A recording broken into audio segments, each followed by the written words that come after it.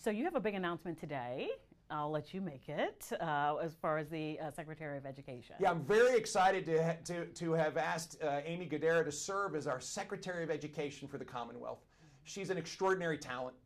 Because of the national spotlight that was on Virginia, we saw people put their hand up all over the country. And Aimee is an extraordinary leader when it comes to understanding excellence in education. She believes in charter schools, which is a big part of our agenda. She understands what it means to support our entire education system so that our children can be career ready and college ready. She really does believe, just like I do, that we can in fact have a curriculum that prepares our children to actually take advantage of the Virginia promise. We're going to get politics out of the classroom and put education back in, and this is so exciting, and she's going to be a great advocate for Virginia's kids. In reading the press release, you had that she understands that parents matter, and it's something that we saw during the campaign, and that theme continues now as far as parents having a voice. It does, and I think what we clearly heard on November the 2nd is that parents not only have a voice because they voted with it, but as I said during the entire campaign, they deserve to have a voice. And so what all Virginians are going to see is a prioritization of parents in our education philosophy and how we translate that into serving kids. And I'm so excited about the great work that we are going to do in partnership with Aimee, but with educators all over the Commonwealth of Virginia to get Virginia's kids ready. Now, there's a segment that's going to say, well, what about these other issues, talking about, you know, gender policy, not teaching, but touching on critical race theory. What happens to those issues in your administration with this new Secretary of Education? Yeah, well, I think, first of all, as I've said all along, you know, critical race theory is not a course that's taught. It's it's a political philosophy that's made its way into many parts of our school system. And so we're going to pull it out, and we're going to teach all history. We're going to make sure that Virginia's kids understand where we've come from. But we're also going to make sure that our children aren't being told to view everything through a lens of race.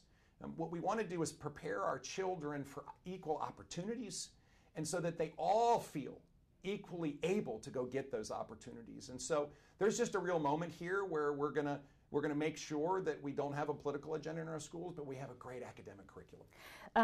When can we expect maybe other changes? I know that we're all talking about COVID right now. Can you give us a hint on what might be next? Maybe the Secretary of Health, Human Services. Where are you looking, if you could give us a little preview? Well, so we're going to be rolling out a number of announcements over the course of this week and, of course, after the holidays. And we're going to have a great cabinet and a great senior leadership team.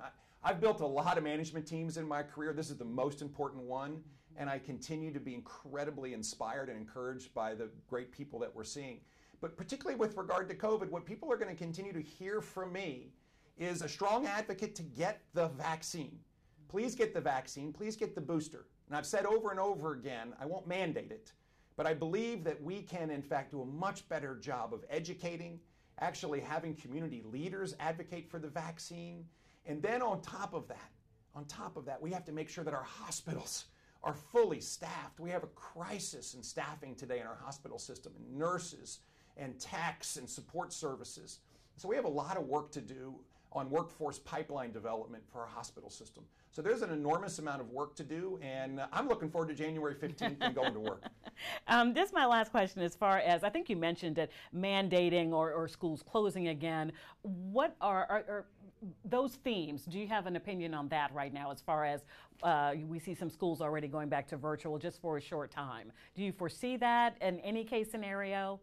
No, I think our schools need to be open 5 days a week. And I think we can absolutely balance the safety of our children with keeping our children in the classroom 5 days a week.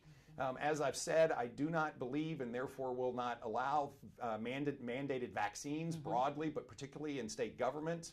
I will rescind the executive order that has mandated vaccines and mask wearing, although I'm a big fan of getting the vaccine. And oh, by the way, mask wearing matters. We wore masks here today. And so this is individual decisions, not something that a government should mandate. And I think we can, in fact, protect lives and livelihoods. And so we're going to go to work there. And I just so look forward to bringing Virginians around this next stage of our growth, educating our children, and making sure we keep Virginians safe. And the message for all Virginians, even those who didn't vote for you? Is that I'm going to work for everyone. And this is a unique moment for us. our basic philosophy of low taxes and great schools and safe communities and the best jobs, that's not a party-based philosophy. That's a Virginia-based philosophy. And we watched Virginians stand up. Independents supported us in droves. And oh, by the way, many, many, many Democrats walked across the aisle. And there was a statement that was made in November about the future of Virginia. Not a political party, but Virginia. And I'm going to work for everybody. Right. Thank you so much. Great. Thank you. Appreciate it. Anything